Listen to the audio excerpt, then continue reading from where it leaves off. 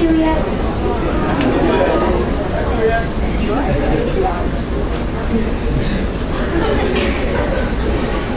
Every fantasy begins in Paris. Especially the recovering romantic who sits outside the mother of all cathedrals, praying with the dirt and glory of a failed romance enshrined beneath her fingernails. Some cities look like a wet dog that's been beaten. And I can say that about New Haven, if it even counts as a city. And I can say that about Moscow, about Rome, about Cairo, mid-sandstorm, fluttering in a dirty skirmish of red dust, and even Philly with its beers and its sewers and its rust, but not Paris. No, the grandeur of Paris is not lost, not even in the rain.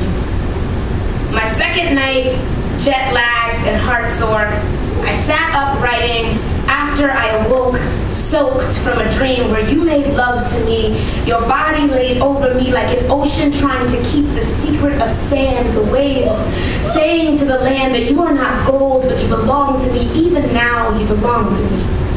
And all of Paris belongs to me, and I belong to this notebook and this pencil. And I sat repeating this phrase as I listened to the unusual weather sing its musical as it stenciled the black rain like dropped pupils into the face of concrete. I was reminded of a night we spent reading Baldwin in a loft not big enough for us to stand in when the rain beat its head against the roof then too. I wanted to enter the downpour in my nightgown.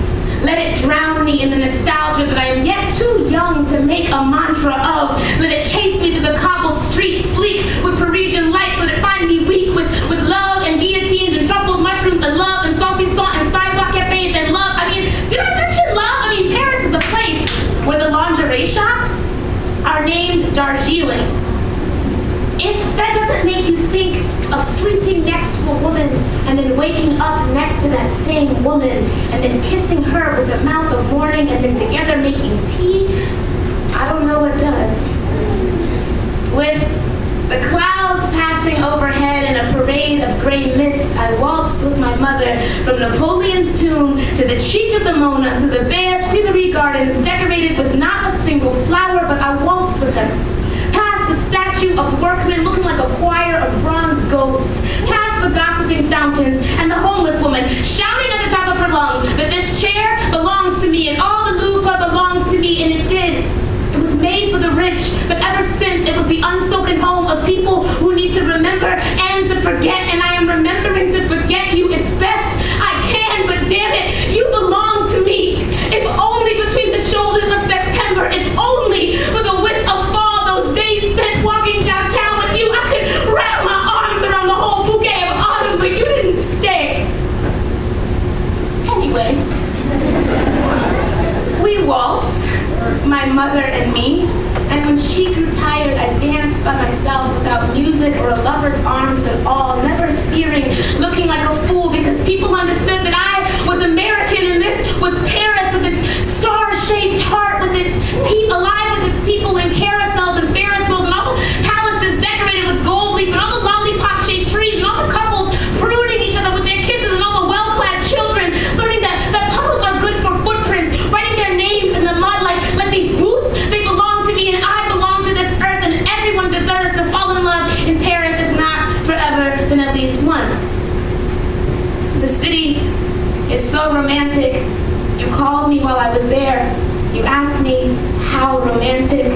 I wanted to tell you even its marble has a voice. I heard it ask me, why isn't he here and why isn't he kissing you?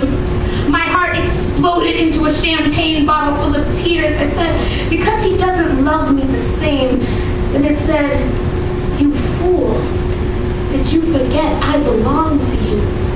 What are you crying for? You're in Paris, in the rain, and the city is weeping too. She's bearing her soul to you, and somehow she's not one bit sad. Woo!